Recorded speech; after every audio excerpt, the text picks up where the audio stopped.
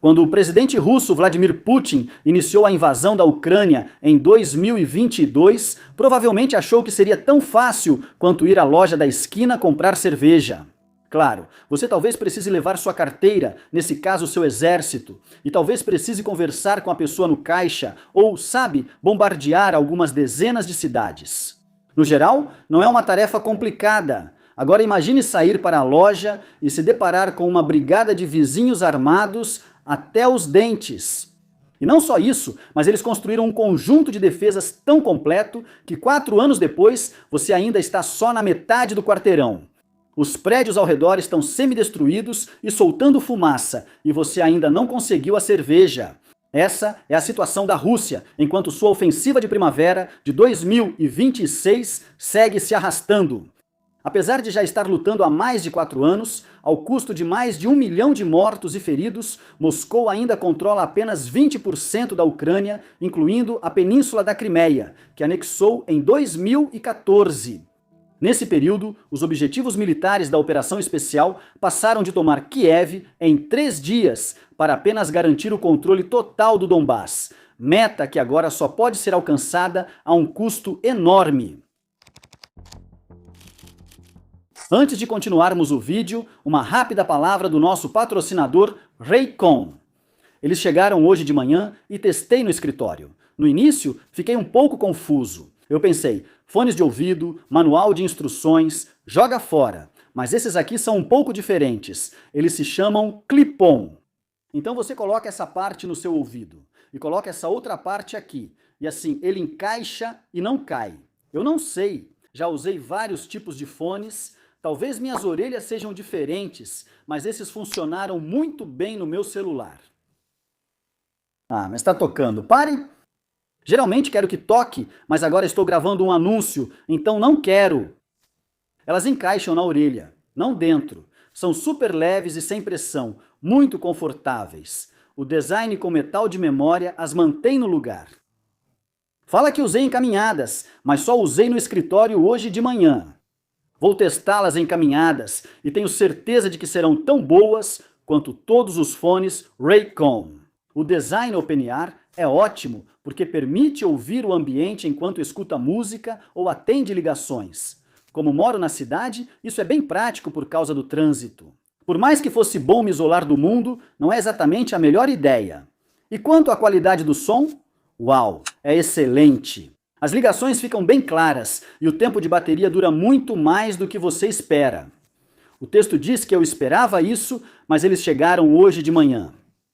Suas coisas sempre duram muito, então imagino que esses também são bons. Você ainda pode conectá-los a vários dispositivos e alternar sem mexer nas configurações. Com certeza vou usar esses todos os dias. São os fones Clip ideais para o dia a dia, perfeitos para a sua rotina. Então acesse buyraycon.com/warfrontsclip para ganhar 15% de desconto. Obrigado a Raycon pelo patrocínio. E agora, de volta ao vídeo de hoje.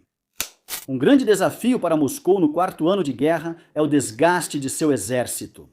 De acordo com um artigo publicado em fevereiro por Dmitry Kuznets, um analista militar do Carnegie Russia Eurasia Center, o recrutamento na Rússia está em cerca de 30 a 40 mil soldados contratados por mês. E segundo autoridades ocidentais que falaram ao War Fronts, as perdas de pessoal da Rússia mês a mês têm superado o recrutamento desde pelo menos dezembro. Março foi especialmente ruim para as baixas russas, com recorde após o primeiro grande avanço da ofensiva de primavera. Isso também é um mau presságio para as forças armadas russas, longe do ideal. O recrutamento ficou mais caro para Moscou, já que bônus de alistamento maiores para atrair novos recrutas se tornaram mais comuns e a qualidade desses recrutas diminuiu consideravelmente. Sob o sistema atual, cidadãos socialmente desfavorecidos, como desempregados ou pessoas cumprindo pena na prisão, compõem uma parte significativa dos novos recrutas. Isso resulta em mais pessoas com pouca qualificação atuando na linha de frente. Em busca de recrutas mais qualificados, Moscou lançou uma campanha de recrutamento especificamente para operadores de drones, já que essa função exige um grau mais alto de disciplina e treinamento do que muitas outras funções. A campanha oferece contrato de 1 ano, diferente do padrão russo de ficar até o fim da guerra, que a maioria dos soldados assinou. O Kremlin está considerando mudar sua abordagem em relação ao alistamento em outras áreas também, mas não de uma forma de tornar a proposta mais atraente, e sim de uma maneira do tipo: como podemos encontrar conscritos sem provocar tumultos? Em 20 de março, governos locais de uma província russa exigiram que empresas com mais de 150 funcionários indicassem de 2 a 5 funcionários para o alistamento militar. Incluir empresas no sistema de recrutamento cria mobilização oculta, sem precisar de anúncios oficiais. Há relatos de que Moscou prepara esforços de conscrição em grandes centros populacionais, algo que Putin evitava até agora. Medidas tão drásticas estão se tornando cada vez mais necessárias à medida que o número de mortes russas continua aumentando. De acordo com o banco de dados mantido pela Mediazona e pela BBC, que só inclui uma fatalidade se ela for 100% confirmada, mais de 213 mil soldados russos morreram na operação militar especial. Isso é mais do que o total de mortes por todas as causas das forças americanas que serviram na Coreia, no Vietnã e na Primeira Guerra Mundial, somados. E considerando que esses são apenas os mortos confirmados, o número real provavelmente é muito, muito maior. Além da pressão crescente com o aumento das baixas, Moscou enfrenta um choque econômico. A guerra no Irã e o fechamento do Estreito de Hormuz aumentaram a demanda por petróleo russo, levando os Estados Unidos a suspenderem algumas sanções devido à necessidade internacional. Esses desdobramentos fizeram com que o preço do barril do petróleo russo disparasse para o dobro da média anterior à guerra, o que inicialmente proporcionou uma entrada estabilizadora de receita para a economia russa, cada vez mais pressionada. Mas, para a decepção de Moscou, ataques de drones ucranianos a terminais e refinarias russas nos mares Negro e Báltico praticamente anularam o impulso inicial. Os danos à capacidade de exportação do porto foram tão grandes que as petrolíferas russas tiveram que reduzir a produção e podem declarar força maior, não por falta de produção, mas por não conseguirem entregar fisicamente. Segundo o programa sobre a Rússia da Universidade George Washington, após os ataques, as exportações de petróleo da Rússia caíram 43% em uma semana.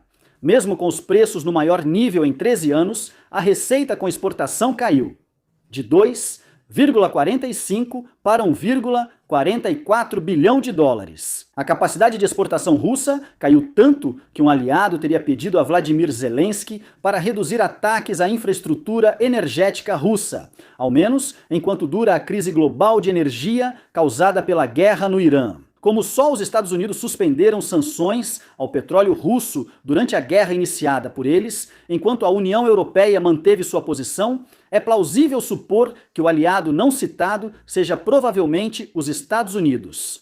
Outro ponto é que a dissidência surge cada vez mais até nos lugares mais inesperados da sociedade russa.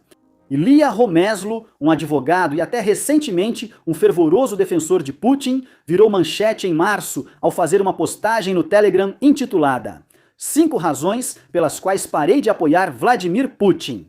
Na postagem, ele chamou a invasão da Ucrânia de guerra sem saída, criticou a restrição do acesso à internet e afirmou: Putin deve renunciar e ser julgado como criminoso de guerra e ladrão. Esse nível de coragem é no mínimo surpreendente. Romeslo esteve na folha de pagamento de Moscou como blogueiro pró-Kremlin por um tempo e foi pelo menos parcialmente responsável pela prisão de Alexei Navalny em 2021 e por sua morte subsequente. Recentemente, a celebridade russa pró-Kremlin, Victoria Bonia, expressou preocupações e divulgou um vídeo alertando Putin que a maior parte do país tinha tanto medo dele que não tinha coragem de contar honestamente o que estava acontecendo, e mencionando enchentes, abate de gado, apagões de internet e dificuldades para pequenos negócios. Vale lembrar que alguns acham que o vídeo de Bonia foi encenado, pois o Kremlin reagiu de forma branda em vez de interná-la. De qualquer forma, há muita coisa acontecendo na Rússia neste momento. E se você é Vladimir Putin, provavelmente quer controlar o que as pessoas no seu país podem ver sobre tudo o que está acontecendo. Em Moscou e outras grandes cidades russas, os cortes de internet estão cada vez mais longos e severos, assim como as restrições de acesso a aplicativos e sites, incluindo o Telegram, usado pela maioria dos russos para quase tudo. Moscou alega motivos de segurança para as restrições, dizendo que drones ucranianos podem usar redes móveis russas para navegação e direcionamento de alvos e que o Telegram não é seguro o suficiente. Especialistas afirmam que os apagões se parecem mais com os usados para suprimir ou prevenir manifestações em massa. A restrição à internet gerou teorias de que Putin busca isolar ainda mais os russos antes de possíveis novas medidas de alistamento obrigatório. E, pelo que ocorre nas linhas de frente, isolar os russos das notícias da guerra pode ser mais importante do que nunca. Com esse panorama geral da Rússia, vamos focar agora no campo de batalha. Está claro que um dos principais focos da ofensiva de primavera é em direção a Sloviansk, uma cidade ucraniana que atualmente fica a cerca de 13 quilômetros da linha de frente. Se os ataques contínuos a Sloviansk tiverem sucesso, será a maior cidade conquistada pelas forças russas em anos. Mas, na verdade, é mais fácil falar do que fazer. Sloviansk é o principal ponto ao norte do cinturão de fortalezas da Ucrânia, região fortificada no Donbass que há anos impede o avanço russo. Já analisamos o cinturão de fortalezas em fevereiro. Em resumo, essas cidades serão muito difíceis de conquistar. Para chegar a Sloviansk, as forças russas terão que atravessar cidades e vilarejos periféricos, como Raya Alexandrivka e Platonivka, além da cidade de Liman, onde a Ucrânia já repeliu várias tentativas de tomada de território. Isso, por si só, será custoso. Vimos como uma ofensiva assim ocorreria na campanha russa por Pokrovsk. Os russos levaram quase 2 anos inteiros de ataques frontais, avançando lentamente dezenas de metros para finalmente tomar o controle em dezembro de 2025. Anos durante os quais Moscou dedicou e perdeu uma quantidade incrível de recursos e vidas. Uma cidade com o dobro do tamanho de Pokrovsk, situada no chamado Cinturão de Fortalezas, não será mais fácil. Para entender, veja os relatórios recentes de baixas. Desde o início da ofensiva de primavera, as forças russas têm sofrido grandes perdas. Autoridades ucranianas relataram perdas recordes para Moscou na segunda quinzena de março, após breve queda nas baixas no fim de fevereiro. A queda ocorreu porque as forças russas reduziram os ataques enquanto se preparavam por semanas para uma ofensiva maior. Apesar dos preparativos, a primeira investida da ofensiva de primavera deixou quase 5.000 russos mortos ou feridos em apenas 3 dias. Essas grandes perdas fazem parte do plano da Ucrânia de desgastar as forças russas mais rápido do que são substituídas. Uma maneira sofisticada de dizer que eles pretendem matar mais pessoas do que Moscou consegue recrutar a cada mês. Já existem relatos de que as taxas de recrutamento na Rússia estão atualmente 15% abaixo do necessário. As forças de drones da Ucrânia atacam rotas logísticas e depósitos militares, dificultando a entrega de armas, combustível e tropas à linha de frente, mostrando que a primavera não tem sido boa para a Rússia. Veja, não se engane, as forças de Kiev também não têm vida fácil. O recrutamento dentro da Ucrânia, assim como na Rússia, continua sendo uma batalha difícil, e a consequente escassez de novos recrutas significa, entre outras dificuldades, que os soldados que já estão em serviço não são substituídos com frequência, levando ao cansaço e a índices recordes de ausência sem autorização. Unidades de elite ucranianas estão sobrecarregadas, pois reforçar uma área pode expor outra. Apesar de os drones terem reduzido a diferença de mão de obra, não queremos dar a entender que está fácil para os defensores.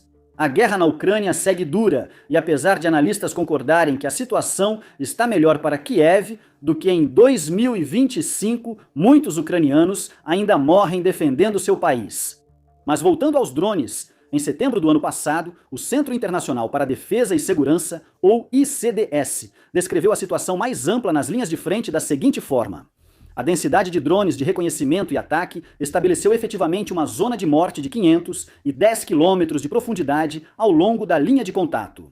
Nesta zona, fortificações convencionais, trincheiras largas, abrigos de pelotão ou companhia e posições fortificadas concentradas tornaram-se muito vulneráveis e quase inutilizáveis. A zona de morte se expandiu para até 35 quilômetros em certos pontos, limitada pelo alcance dos drones FPV nas linhas de frente. A vigilância generalizada significa que a linha de frente é, por necessidade, mantida apenas por pequenos grupos de tropas espalhados por uma vasta área. O resultado é que os avanços hoje são dolorosamente lentos e extremamente perigosos.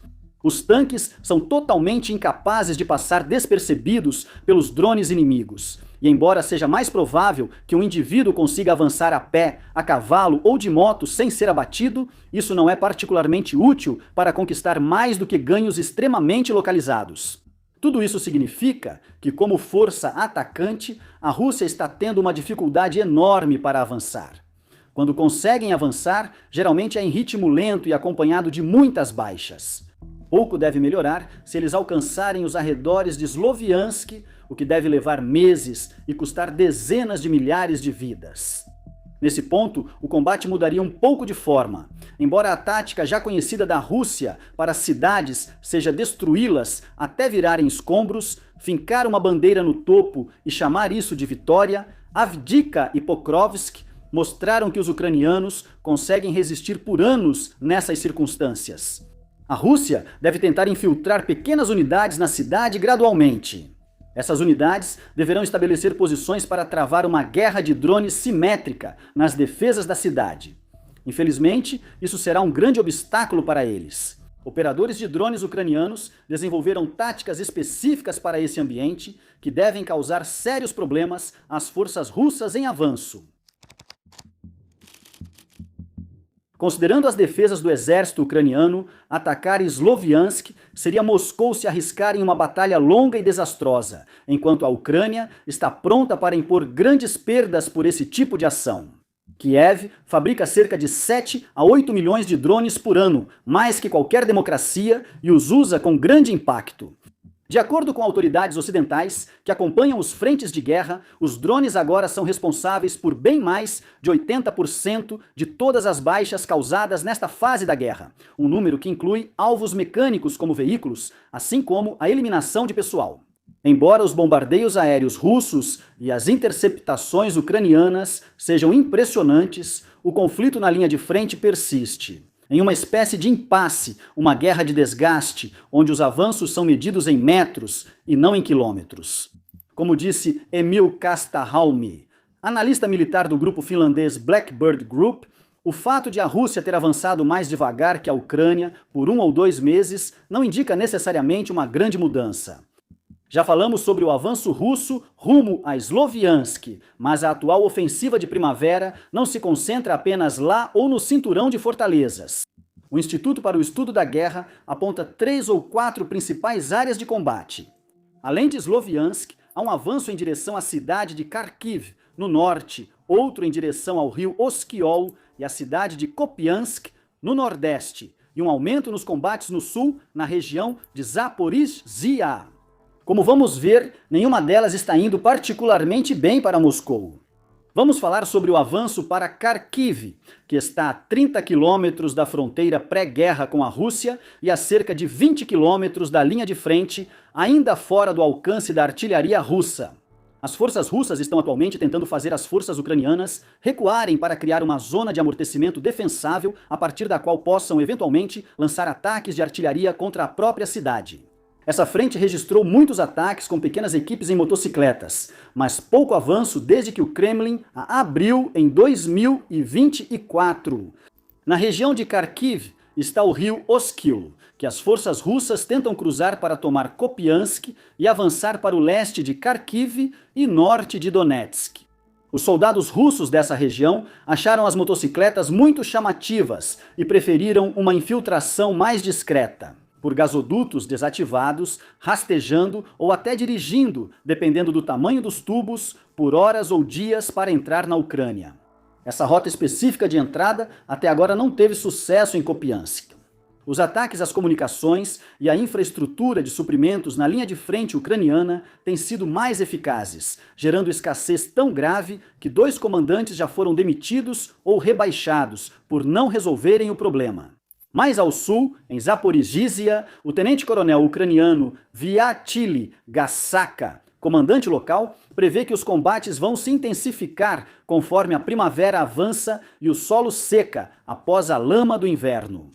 No fim de março, a energia foi interrompida brevemente na usina nuclear de Zaporizhzhia, ocupada pela Rússia, gerando preocupações quanto à sua estabilidade e levando a Agência Internacional de Energia Atômica a pedir um cessar-fogo local para reparos seguros.